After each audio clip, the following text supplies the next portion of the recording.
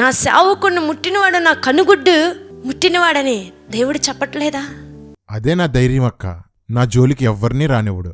మన అలంకరణ విషయంలో అక్క, ఫ్లోలో అలంకరణ అనేసావు, ఎడిటింగ్లో తీసేయ్. మన వస్త్రాలలో వస్త్రాలు అని కూడా అనేసావు, ఇది తీసేయ్. ఎందుకన్నా? ఎందుకంటావేంట్రా? అక్కకి ఒళ్ళంతా బంగారమే. కెమెరా ముందుకొస్తే పట్టు చీర కట్టాల్సిందే.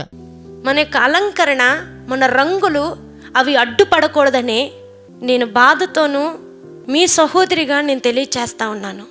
అక్క, నువ్వు ప్రేమతో బాధతో చెప్తున్నానన్నావు కదా. కనీసం ఈ ఇజబెల్ సేవకురాళ్ళు పెంచుకుంటున్న కుక్కపిల్ల కూడా నీ మాట లెక్క చేయదు. వీళ్ళకి రోస్టింగే కరెక్ట్ అక్క. మహానటి శిరీష్ అక్క, సేవకుల్ని దూషించకూడదు, వారిని గూర్చి ఏమీ మాట్లాడకూడదు, వాళ్ళకి తీర్పు తీర్చకూడదు అని లెక్చర్లు ఇస్తున్నావు కదా. రెడ్డను నువ్వు క్రైస్తవ్యానికి పట్టిన పీడ అన్నావు. వీళ్ళు బోధకులు కాదు బాధకులు అన్నావు. ఏ రెడ్డనకి చర్చి లేదా? ఆయన సేవకుడు కాదా? సేవకుడు ఎలా ఉన్నా ఏమీ అనకూడదు కదా.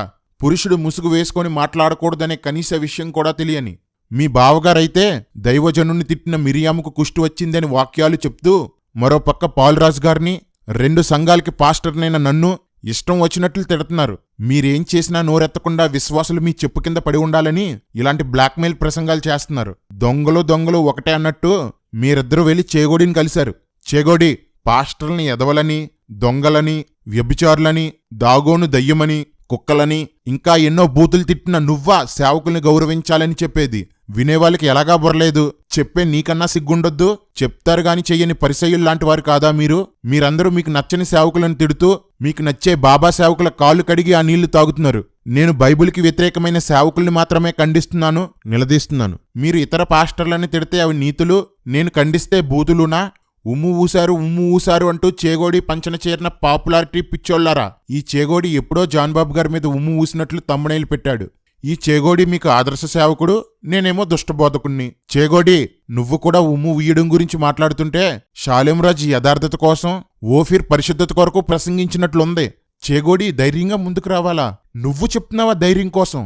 పోలీసునంటూ దొంగ ఫోన్లు చేసినా నువ్వు చెప్తున్నావా ధైర్యం కోసం?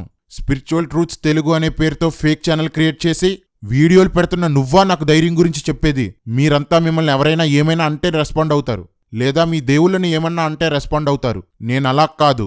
దేవుని సంఘంలో సభ్యునిగా, ఆయన జతపనివాడిగా, ఆయన సంఘంలో ఎక్కడ ఏమి జరిగినా రెస్పాండ్ అవుతాను. క్రీస్తు సైనికుడిని నేను. మీలా స్వార్థపరుణ్ణి కాదు. మీలాంటి వాళ్ళ గుండెల్లో వాక్య ఖడ్గాలు దింపే ఫీనేహాసుని.